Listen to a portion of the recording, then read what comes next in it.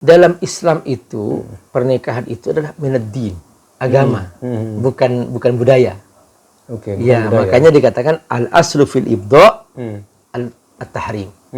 Makanya pada dasarnya hubungan laki perempuan itu pada dasarnya haram. Ya, ya. Ya.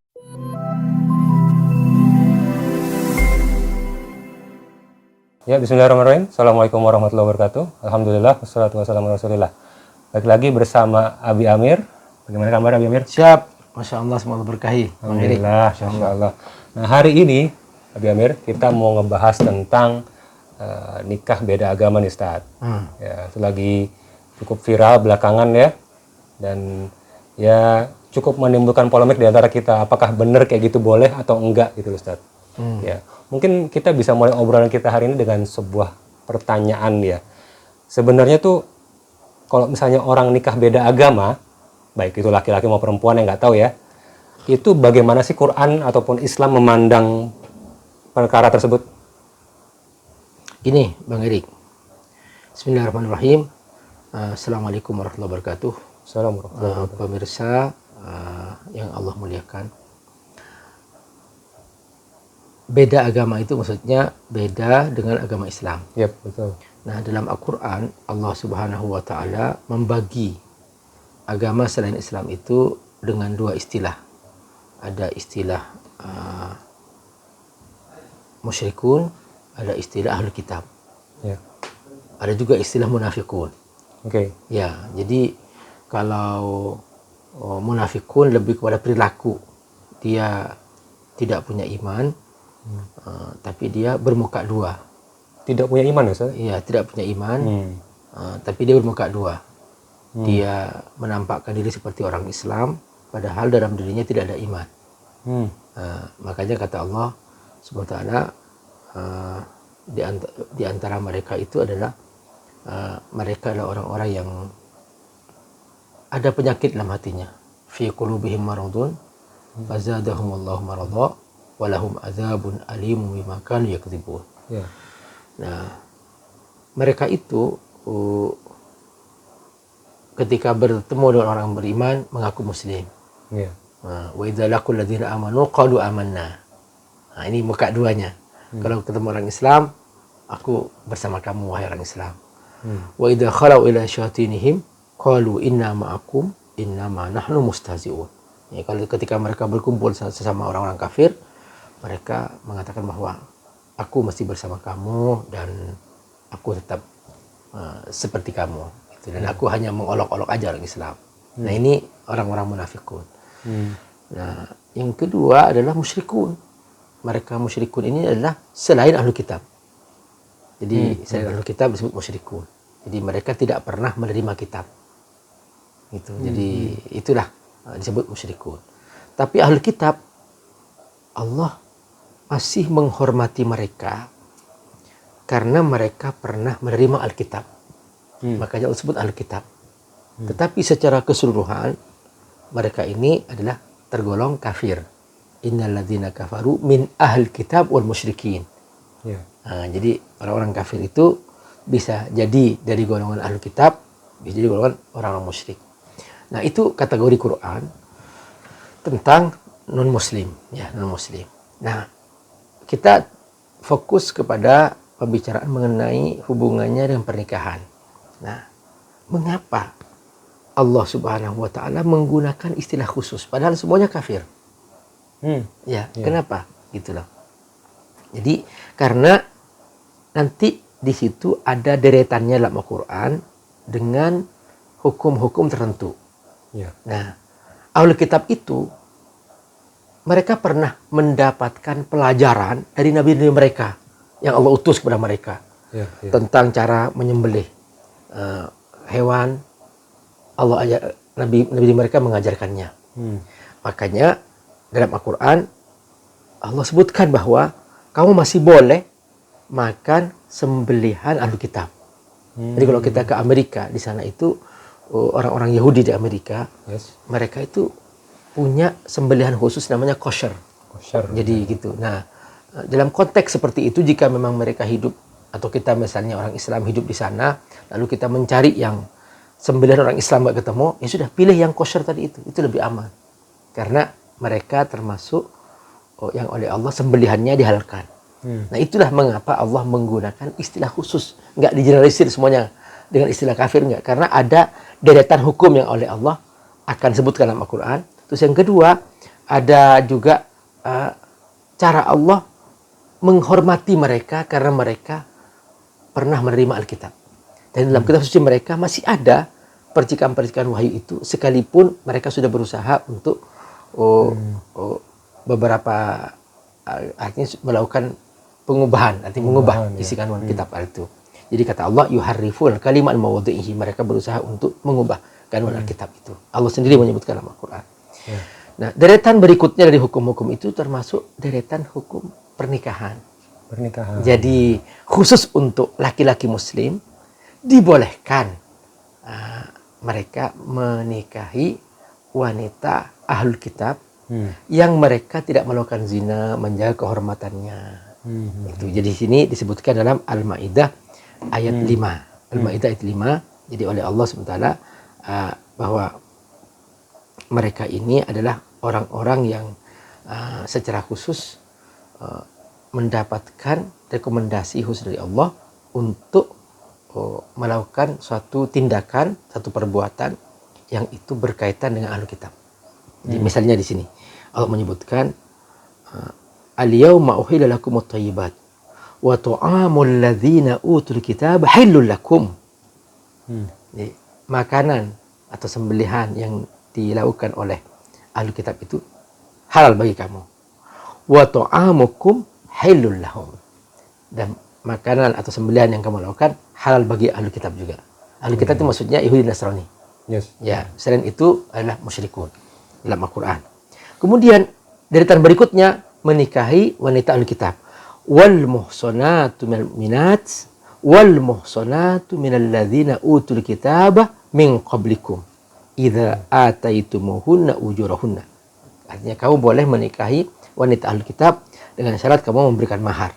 Siapakah mereka? Muhsinin wa ghairu musafihin. Mereka adalah orang-orang wanita-wanita ahlul kitab yang menjaga kehormatannya, muhsinin, wa ghairu musafihin, mereka tidak berzina dengan siapa saja, wala muttakhidati akhdan, dan mereka tidak berzina dengan pacar-pacar mereka yang mereka lakukan itu.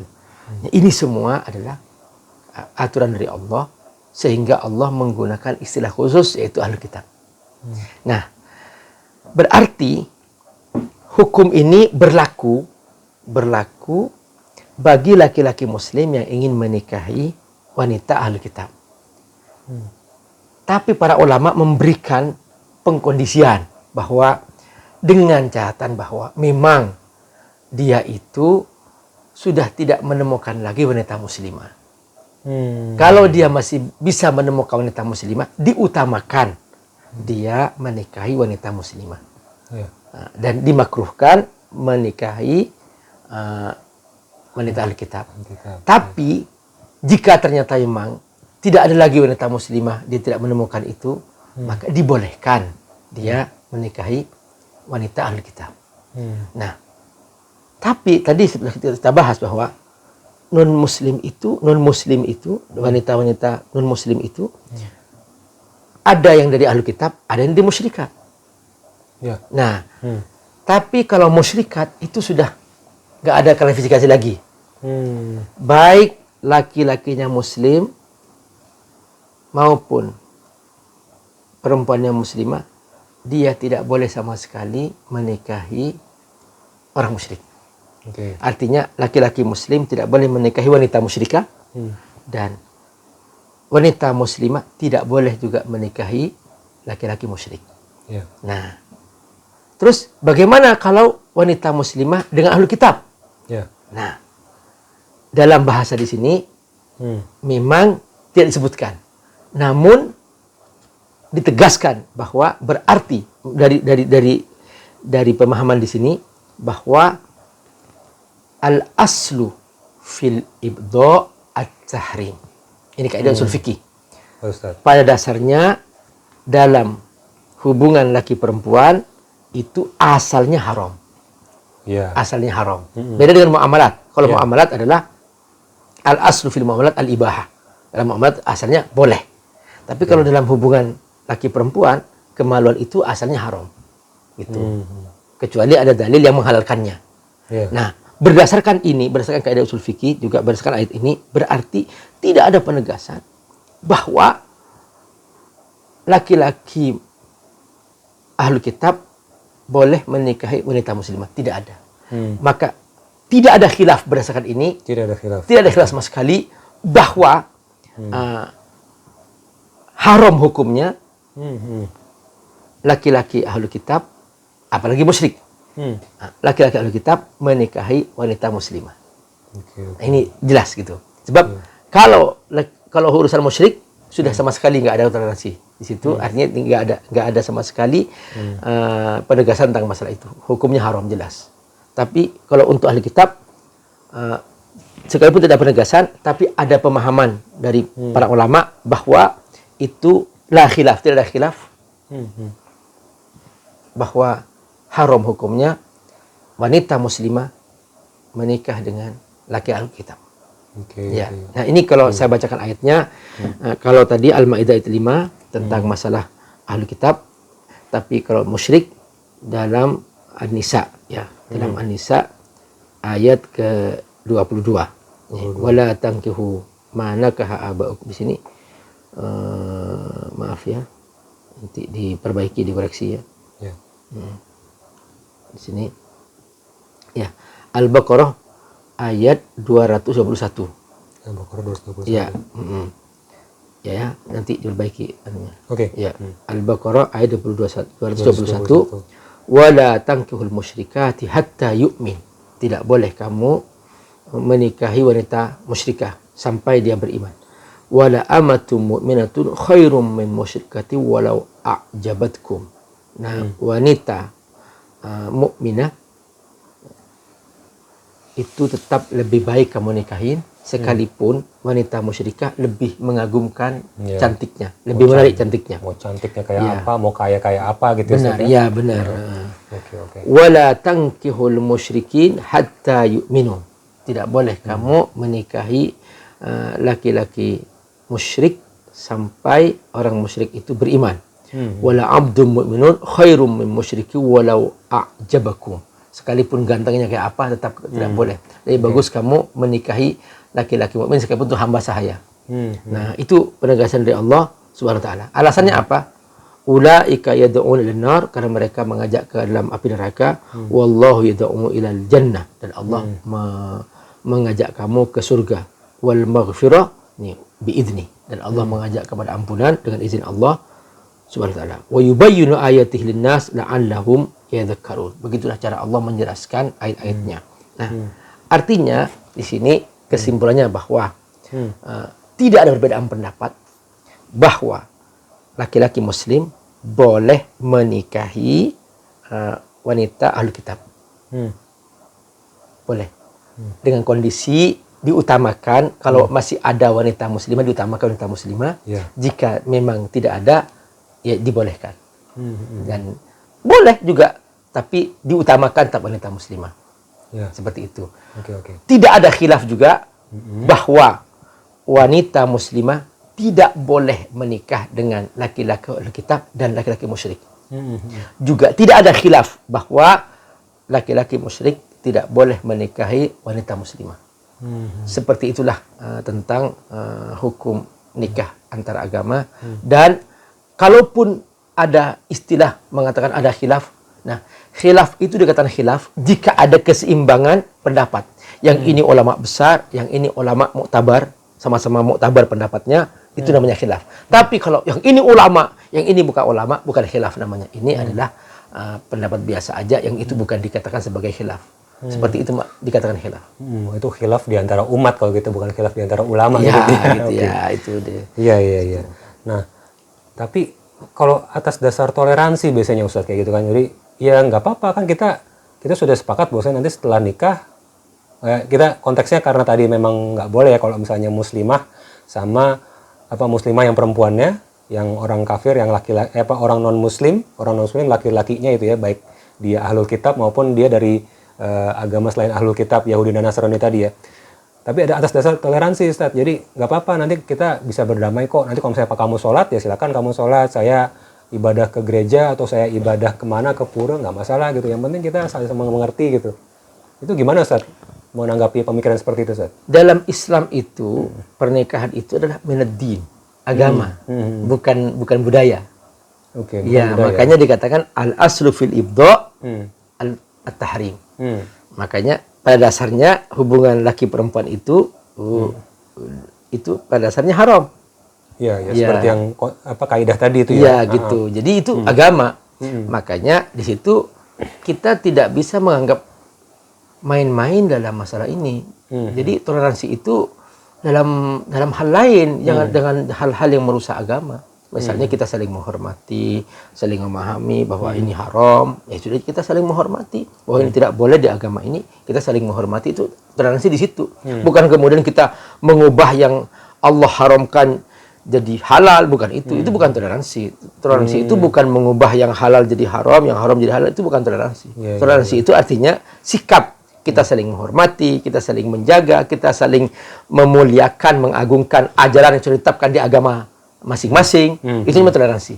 Tapi kalau mengubah yang sudah ditetapkan demi toleransi, itu bukan toleransi namanya. Oke. Ya. Jadi ada batasan ya bukan dalam hal pernikahan yang memang tadi itu sesuatu yang pada hukum asalnya kalau di Islam itu haram gitu ya. Iya, benar. Makanya kalau itu memaksakan diri, misalnya Pak Ustadz aku sudah terlanjur sayang begini sampai di pernikahan, maka kalau si perempuannya muslimah, laki-lakinya non muslim, baik itu ahli kitab maupun musyrik, maka pernikahan itu tetap tidak sah dan itulah zina.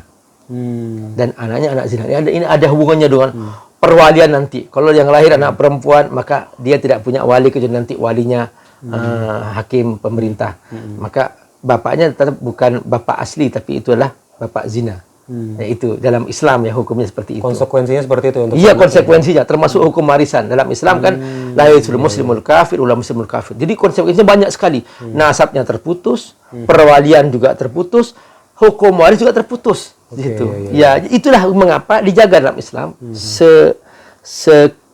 tegas-tegasnya supaya menjadi maklum bagi siapa saja bahwa ini bukan persoalan budaya, ini persoalan agama. Gitu. Jadi dia akan berefek kepada perwalian, nasab, dan kemudian juga harta warisan. Karena dalam Islam la yasul muslimul kafir wal kafir muslim. Tidak boleh seorang muslim mewariskan kepada orang kafir dan tidak boleh orang kafir mewariskan kepada orang muslim. Seperti itu. Nah, sebenarnya akan timbul sebuah pertanyaan juga mungkin Ustaz bagi ya orang-orang yang pejuang ini ya hak wanita mungkin kali gitu ya. Mereka akan melihatnya, loh kok kalau laki-laki boleh sama ahli kitab gitu ya atau non muslim gitu ya, yang selain musyrikun gitu ya. Tapi kalau perempuan kenapa nggak boleh gitu? Mungkin kalau kita sebagai muslim kita bisa ngambil hikmahnya apa sih Ustaz? Sebenarnya hikmah di balik dibedakannya itu Ustaz. Ya tadi itu ada hubungannya sama nasab, kan nasab kan ya, laki-laki. Ya gitu. Ada hubungannya dengan perwalian. Ya itu. Nah kemudian juga di situ ada hubungannya dengan kepemimpinan. Bahwa kalau laki-laki adalah ar-rijal qawwamul nisa. Jadi sebetulnya ketika mengapa ahli kitab? Karena ahli kitab itu sebetulnya sudah tinggal sedikit. Mereka tuh sebetulnya sudah beriman kepada Allah gitu ya. Hanya tinggal mereka beriman kepada Rasulullah SAW. Tinggal sedikit aja. Maka kalau dia menikah dengan laki-laki muslim, ya dia dimungkinkan mudah untuk bisa masuk kepada agama suaminya. Seperti itu. Babnya bab dakwah gitu ya. Karena dia sekalipun memang kenyataannya banyak laki-laki muslim yang menikah sama wanita ahlu kitab, tapi karena laki-lakinya tidak kuat, imannya tidak kuat, malah dia yang ikut dan kemudian bahkan mungkin dia merusak agamanya. Nah, yang seperti ini tidak dianjurkan sebetulnya. Itu efek krisis kepemimpinan juga sebenarnya. Iya, benar. Iya. Oke. Nah, mungkin ini kan sebenarnya kejadian ini bisa terjadi di kapan saja gitu Ustaz, nikah beda agama ini. Nah, bagaimana kalau misalnya kita yang di posisi sebagai anak yang tadi lahir dari orang tua yang nikah beda agama gitu Ustaz. Kita mendengar siraman ini tentang ternyata gitu ya, nggak boleh ya. Nah, si anak ini mesti bersikap seperti apa Ustaz? Ya, kullu mauludin yuladu al-fitrah. Setiap anak lahir dari fitrah. Dia tidak menanggung dosa orang tuanya. Sekalipun secara hukum karena beda Karena tadi itu ya, kalau lakinya muslim, perempuannya ahlu kitab, itu bukan zina, tetap anaknya anak yang sah, nasabnya nasab yang sah. Nasab Tapi bapak, kalau kalau perempuannya muslimah, laki-lakinya ahlu kitab atau musyrik, maka jelas anaknya di sini tadi terputus nasabnya, terputus hukum warisnya, terputus hukum warisnya dia. Nah gitu. Kemudian juga di saat yang sama, kalau dia perempuan dia tidak punya hak wali. Gitu. Nah, tapi dia tetap suci. Dia tidak menanggung, tidak usah merasa inferior, lalu merasa dirinya terhina. Enggak, tetap kamu mulia, kamu suci. Itu dosa orang tua kamu, dan kamu tetap menjadi anak yang terhormat kalau kamu memuliakan diri kamu dengan iman. Iya. Gitu ya Ustaz ya. Oke, Masya Allah. Nah, mungkin juga ada saran Ustaz, kalau misalnya ya sudah terlanjur jatuh cinta banget nih atau mungkin dia melihat ini kayaknya ada potensi si muslimahnya melihat kayaknya dia bisa ada potensi masuk Islam nih, si cowok yang ahlul kitab nih, atau yang bukan muslim ya, karena nggak boleh semua kan. Kalau untuk muslimah berimam kepada orang yang non muslim gitu.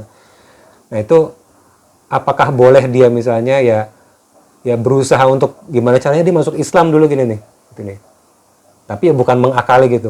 Kalau kan ada juga kan misalnya kadang-kadang tuh ya udah nanti si cowoknya masuk Islam aja dulu gitu kan. Nanti setelah nikah kadang-kadang kejadiannya seringnya murtad kembali gitu loh. Gitu. Nah gimana kalau kejadiannya kayak gitu, udah ya anggaplah approach-nya masih syar'i gitu ya, pendekatan dengan laki-laki perempuan itu syar'i.